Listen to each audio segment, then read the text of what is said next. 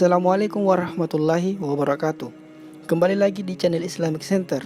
Kali ini kita akan membahas sosok sahabat Nabi yang sangat terkenal di langit. Dan Rasulullah SAW pernah menyampaikan sabda kepada Sayyidina Umar dan Sayyidina Ali perihal sosok sahabat yang disabdakan Rasulullah SAW. Dia adalah penghuni langit, bukan penduduk bumi. Dan sosok sahabat ini hidup di zaman Rasulullah SAW, namun tidak pernah berjumpa dengan Rasulullah SAW. Inilah kisah seorang tabi'in bernama Uwais Al-Qarni. Simak kisahnya.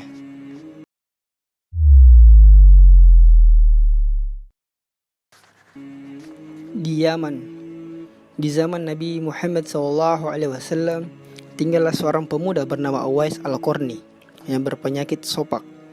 Karena penyakit itu tubuhnya menjadi belang-belang.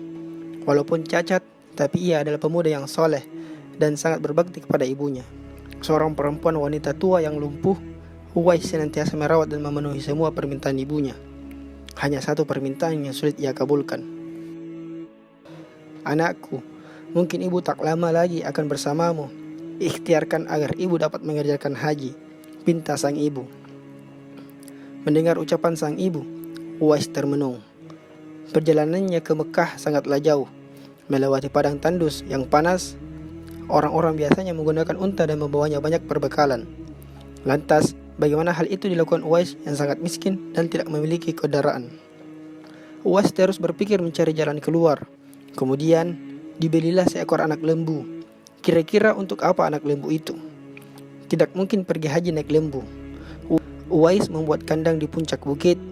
Setiap pagi ia bolak-balik menggendong anak lembu itu naik turun bukit. Uwais gila, Uwais gila, kata orang-orang yang melihat tingkah laku Uwais. Ya, banyak orang yang menganggap aneh apa yang dilakukannya tersebut. Tak pernah ada hari yang terlewatkan ia menggendong lembu naik turun bukit. Makin hari, anak lembu itu makin besar. Dan makin besar pula tenaga yang diperlukan Uwais. Tetapi karena latihan tiap hari, anak lembu yang membesar itu tak terasa lagi. Setelah 8 bulan berlalu, sampailah pada musim haji. Lembu Uwais telah mencapai 100 kg. Begitu juga otot Uwais yang makin kuat, ia menjadi bertenaga untuk mengangkat barang. Tahukah sekarang orang-orang apa maksud Uwais menggendong lembu setiap hari? Ternyata ia sedang latihan untuk menggendong ibunya. Uwais menggendong ibunya berjalan kaki dari Yaman ke Mekah. Subhanallah, alangkah besar cinta Uwais pada ibunya itu. Ia rela menempuh perjalanan jauh dan sulit demi memenuhi keinginan ibunya. Uwais berjalan tetap menggendong ibunya wukuf di Ka'bah. Uwais berjalan tegap menggendong ibunya wukuf di Ka'bah. Ibunya terharu dan bercucuran air mata telah melihat Baitullah. Di hadapan Ka'bah, ibu dan anak itu berdoa, "Ya Allah, ampuni semua dosa ibu," kata Uwais.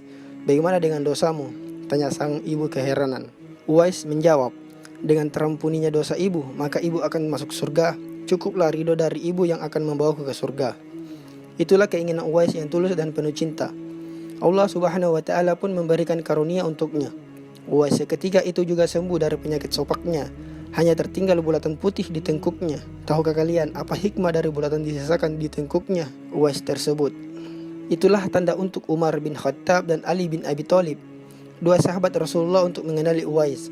Beliau berdua sengaja mencari di sekitar Ka'bah karena Rasulullah berpesan, "Di zaman kamu nanti akan lahir seorang manusia yang doanya sangat makbul. Kalian berdua, pergilah cari dia. Dia akan datang dari arah Yaman. Dia dibesarkan di Yaman. Sesungguhnya Allah mengharamkan atas kamu durhaka pada ibu dan menolak kewajiban, dan meminta yang bukan haknya, dan membunuh anak hidup-hidup, dan Allah membenci padamu banyak bicara dan banyak bertanya. Demikian pula memboroskan harta atau menghamburkan kekayaan." Hadis riwayat Bukhari dan Muslim. Uwais Al-Qarni pergi ke Madinah. Setelah menempuh perjalanan jauh, akhirnya Uwais Al-Qarni sampai juga di kota Madinah. Segera ia mencari rumah Nabi Muhammad SAW. Setelah ia menemukan rumah Nabi, diketuknya pintu rumah itu sambil mengucapkan salam. Keluarlah seorang seraya membalas salamnya. Segera saja Uwais Al-Qarni menanyakan Nabi yang ingin dijumpainya. Namun ternyata Nabi tidak berada di rumahnya. Beliau sedang berada di medan pertempuran. Uwais Al-Qarni hanya dapat bertemu dengan Siti Aisyah radhiyallahu anha, istri Nabi.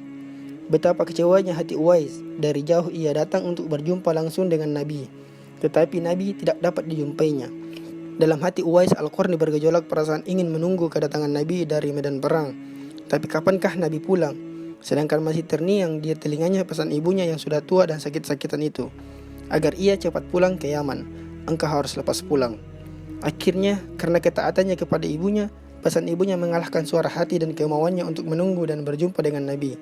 Karena hal itu tidak mungkin, Uwais Al-Qarni dengan terpaksa pamit kepada Siti Aisyah radhiyallahu anha untuk segera pulang kembali ke Yaman. Dia hanya menitipkan salamnya untuk Nabi.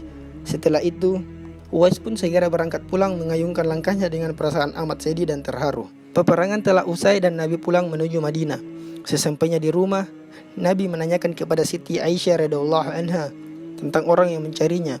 Nabi mengatakan bahwa Uwais, anak yang taat kepada orang tuanya, adalah penghuni langit. Mendengar perkataan Nabi, Siti Aisyah radhiyallahu anha dan para sahabat tertegun.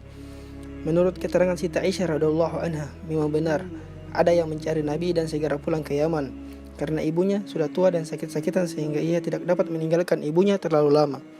Nabi Muhammad SAW melanjutkan keterangannya tentang Uwais Al-Qarni, penghuni langit itu, kepada sahabatnya. Kalau kalian ingin berjumpa dengan dia, perhatikanlah ia mempunyai tanda putih di tengah telapak tangannya. Sesudah itu, Nabi memandang kepada Ali bin Abi Thalib dan Umar bin Khattab seraya berkata, suatu ketika apabila kalian bertemu dengan dia, mintalah doa dan istighfarnya. Dia adalah penghuni langit, bukan orang bumi. Waktu terus berganti dan Nabi kemudian wafat. Kekhalifaan Abu Bakar pun telah digantikan pula oleh Umar bin Khattab. Suatu ketika Khalifah Umar teringat akan sabda Nabi tentang Uwais Al-Qarni, penghuni langit. Beliau segera mengingatkan kembali sabda Nabi itu kepada sahabat Ali bin Abi Thalib. Sejak saat itu, setiap ada kafilah yang datang dari Yaman, Khalifah Umar bin Khattab dan Ali bin Abi Thalib selalu menanyakan tentang Uwais Al-Qarni, si fakir yang tak punya apa-apa itu, yang kerjanya hanya mengembalakan domba dan unta setiap hari. Mengapa Khalifah Umar dan sahabat Nabi Ali bin Abi Thalib selalu menanyakan dia? Rombongan kafilah dari Yaman menuju Syam silih berganti membawa barang dagangan mereka. Suatu ketika, Uwais Al-Qarni turut bersama mereka. Rombongan kafilah itu pun tiba di kota Madinah. Melihat ada rombongan kafilah yang baru datang dari Yaman, segera Khalifah Umar dan Ali bin Abi Thalib mendatangi mereka dan menanyakan apakah Uwais Al-Qarni turut bersama mereka. Rombongan kafilah itu mengatakan bahwa Uwais ada bersama mereka. Dia sedang menjaga unta-unta mereka di perbatasan kota. Mendengar jawaban itu, Khalifah Umar dan Ali bin Abi Thalib segera pergi menjumpai Uwais Al-Qarni. Sesampainya di kemah tempat Uwais berada, Khalifah Umar dan Ali bin Abi Thalib memberi salam. Tapi rupanya Uwais sedang salat. Setelah mengakhiri salatnya dengan salam, Uwais menjawab salam Khalifah Umar dan Ali bin Abi Thalib sambil mendekati kedua sahabat Nabi tersebut dan mengulurkan tangannya untuk bersalaman. Sewaktu berjabatan, Khalifah dengan segera membalikan telapak tangan Uwais.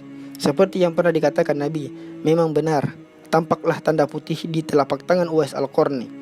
Wajah Uwais nampak bercahaya, benarlah seperti sabda Nabi bahwa ia adalah penghuni langit. Khalifah Umar dan Ali bin Abi Thalib menanyakan namanya dan dijawab Abdullah.